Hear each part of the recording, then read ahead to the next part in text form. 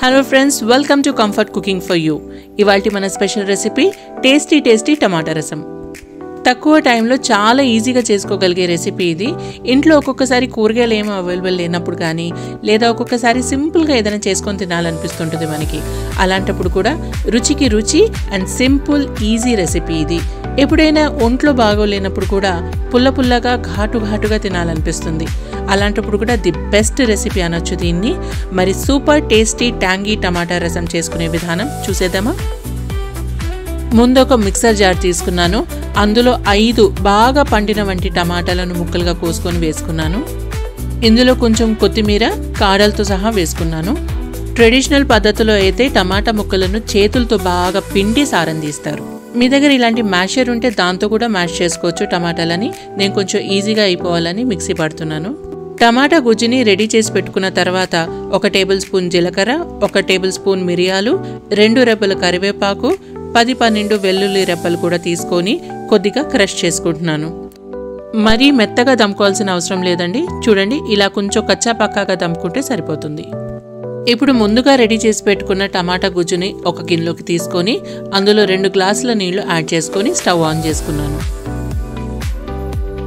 ఇప్పుడు ఇందులో 1 పావు టీ స్పూన్ పసుపు, రుచికి సరిపడా ఉప్పు, 2 పచ్చిమిరపకాయల చీలికలు కూడా వేసుకొని కలుపుకున్నాను. గరిటెతో ఒకసారి ఇలా కలిపేసుకున్నాక ఇందులో కొంచెం చింతపండు రసం కూడా వేసుకొని కలిపేసుకున్నాను.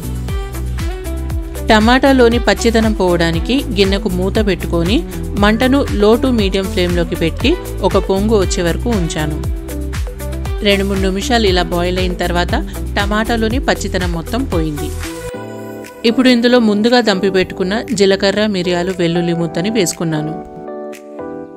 ఇందులోనే 1 టేబుల్ స్పూన్ ధనియాల పొడి కూడా వేసుకొని అంతా బాగా కలిపేసుకొని 1 నిమిషం పాటు మరగనిచ్చి స్టవ్ ఆఫ్ చేసుకొని దించేసుకున్నాను. ఇప్పుడు పోపు వేసుకోవటం కోసం స్టవ్ మీద ఒక చిన్న గిన్నె పెట్టుకొని అందులో 1 టేబుల్ స్పూన్ ఆయిల్ వేసుకొని వేడెక్కిన తర్వాత 1 టేబుల్ స్పూన్ ఆవాలు వేసుకొని చిట్లనిచ్చాను. ఇందులో 4 ఎండుమిరపకాయలు తుంచుకొని వేసుకొని 2 రెమ్మల కరివేపాకు కూడా వేసుకొని ఒకసారి కలిపేసుకున్నాను. వేడివేడి పోపుని టమాటా రసంలో వేసి మూత పెట్టేసుకున్నాను. ఇలా చేస్తే పోపులోని ఘాటు మొత్తం రసానికి బాగా పట్టుకుంటుంది. అంతే అండి, కొంచెం కొత్తిమీర తరుగు కూడా వేసేసుకుంటే ట్యాంగీ ఘాటు టమాటా రసం రెడీ. వేడివేడి అన్నంలో ఈ రసం కలుపుకొని తింటే ఆహా సూపర్గా ఉంటుంది. త్వరలో మరొక సూపర్ రెసిపీతో వస్తాను. మీకు నేను చేసే రెసిపీస్ ఎలా అనిపిస్తున్నాయో మీ కామెంట్స్ ద్వారా తెలియజేయగలరు.